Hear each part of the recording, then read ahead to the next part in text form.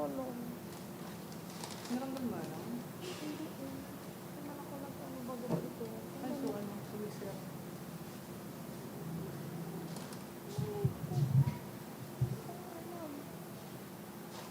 Hindi ko nga alam kasi nga ganyan nga eh. Pagdating natin ganyan eh.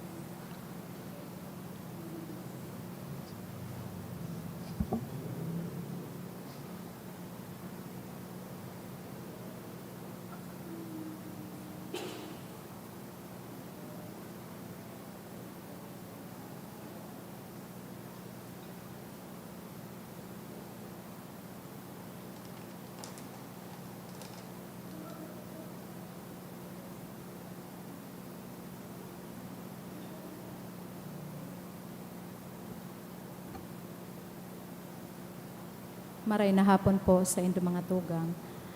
Matindog po ang gabos para sa pagpuon kanovena to Saint Padre Pio.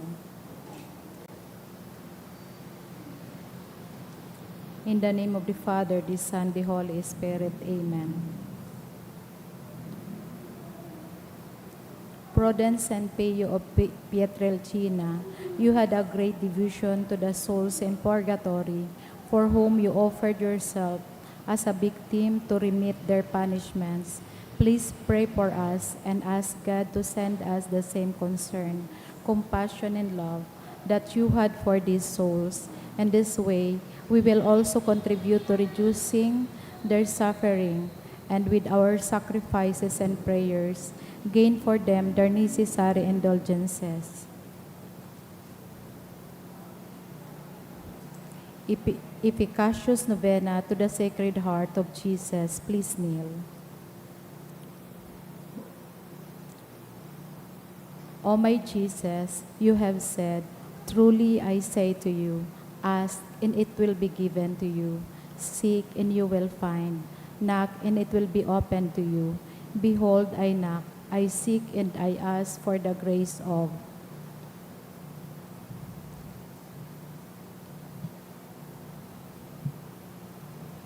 Our Father, who art in heaven, hallowed be thy name. Thy kingdom come, thy will be done on earth as it is in heaven. Give us this day our daily bread, and forgive us our trespasses, as we forgive those who trespass against us. Lead us not into temptation, but deliver us from evil. Amen. Hail Mary, full of grace, the Lord is with thee. Blessed art thou amongst women, and blessed is the fruit of thy womb, Jesus. Holy Mary, Mother of God, pray for us sinners, now and at the hour of our death. Glory be to the Father, to the Son, and to the Holy Spirit. As it was in the beginning, is now, and will be forever. Amen. Sacred Heart of I Jesus, place all my trust in you. O my Jesus, you have said, truly I say to you, if you ask anything of the Father in my name, he will give it to you. Behold, in your name, I ask the Father for the grace of.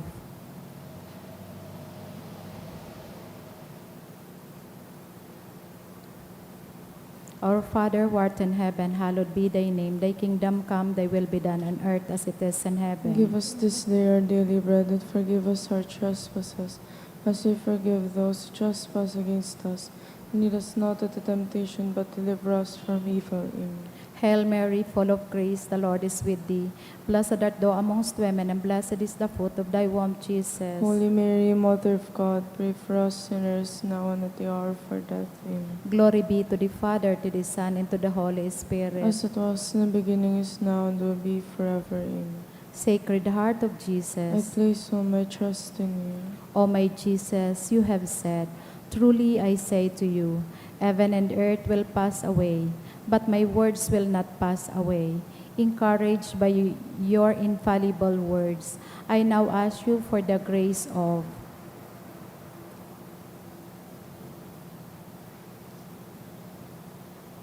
Our Father, who art in heaven, hallowed be thy name. Thy kingdom come, thy will be done on earth as it is in heaven. Give us this day our daily bread, and forgive us our trespasses, as we forgive those who trespass against us. Lead us not into temptation, but deliver us from evil. Amen. Hail Mary, full of grace, the Lord is with thee. Blessed art thou amongst women, and blessed is the fruit of thy womb, Jesus. Holy Mary, Mother of God, pray for us sinners, now and at the hour of our death. Amen. Glory be to the Father, to the Son, and to the Holy Spirit. As it was in the beginning, is now, and will be forever. Amen. Sacred Heart of I Jesus, place all my trust in you. O Sacred Heart of Jesus, for whom it is impossible not to have compassion on the afflicted, have pity on us poor sinners, and grant us the grace which we ask of you. Through the sorrowful and immaculate heart of Mary, your tender mother and ours too. Hail, Holy Queen, Mother of Mercy, hail our life, our sweetness, and our hope. To you do we cry, for banished children of Eve. To you do we send up our sighs, mourning and weeping in this valley of tears.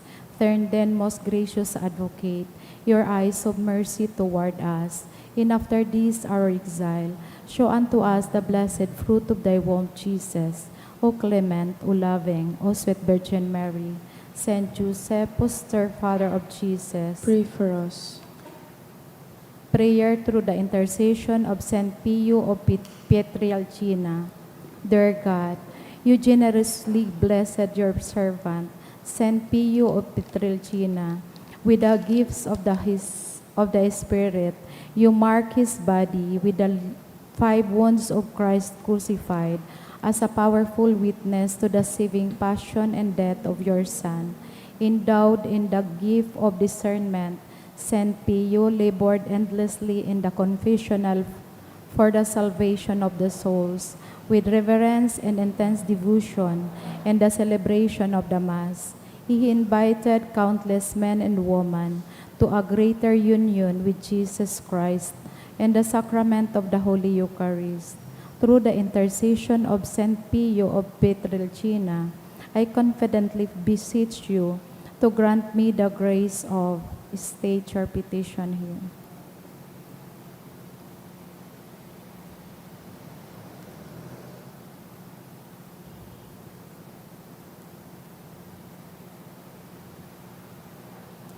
Please rise.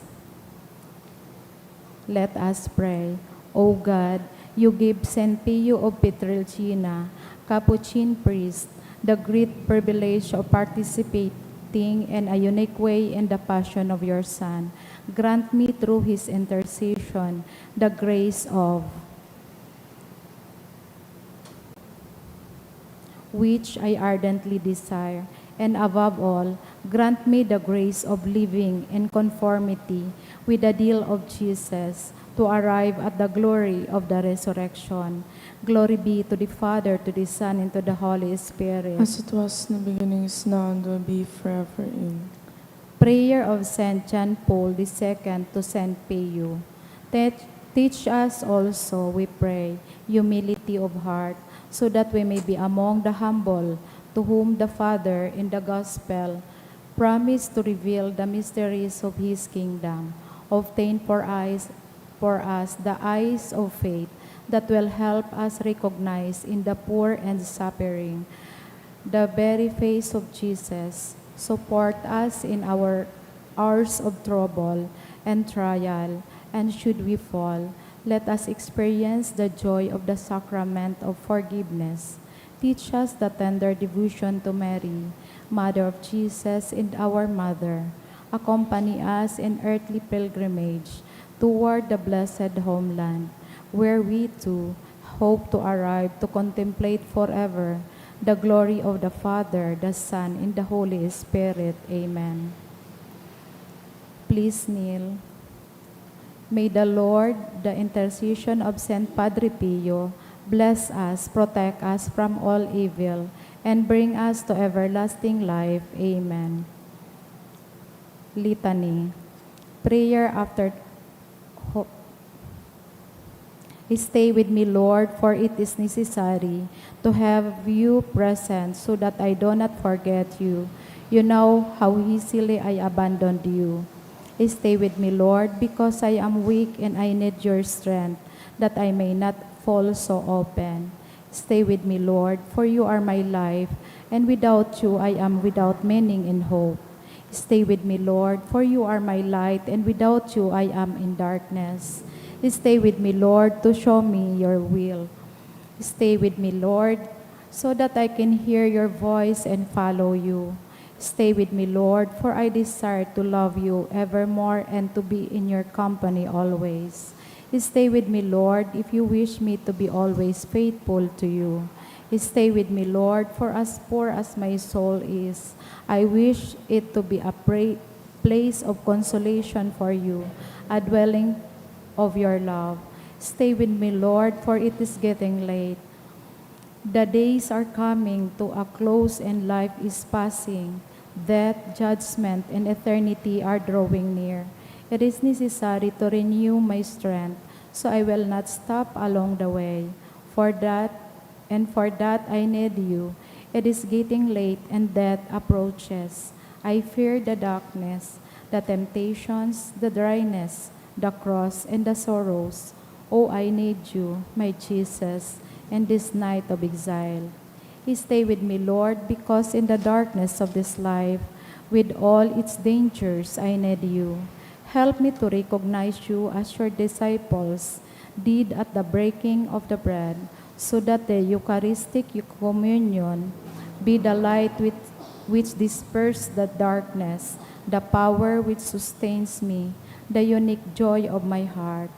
Stay with me, Jesus, because at the hour of my death, I want to be one with you, and if not by communion, at least by your grace and love. Stay with me, Jesus. I do not ask for divine consolation, because I do not deserve them, but I only ask for the gift of your presence. Oh yes, I ask this of you. Stay with me, Lord, for I seek you alone, your love, your grace, your will, your heart, your spirit, because I love you and I ask for no other reward, but to love you more and more with a strong and active love. Grant that I may love you with all my heart while on earth, so that I can continue to love you perfectly throughout all eternity, dear Jesus. Amen.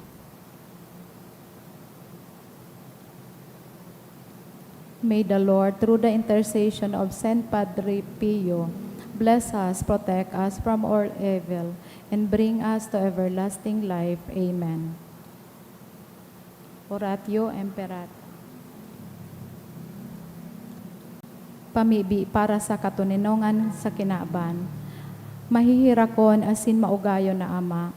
Dai ka masasabutan nin si Semana nagsasabuag nin iriwal. Day pwedeng mag-ako sa imo ang si Semana na namumuot sa byolensya. Bantayi kami sa samong makatawong kamuktakan na binabalo nin mga mabangis na kahurasaan, byolensya asing kagadanan. Rangahaan sa imong kaakian, asin buksan ang samong mga puso sa paglaom. Tanganing sa giraray, mamidbidan ang mga aldaw nin seguridad asin katuninongan. Lugod pa man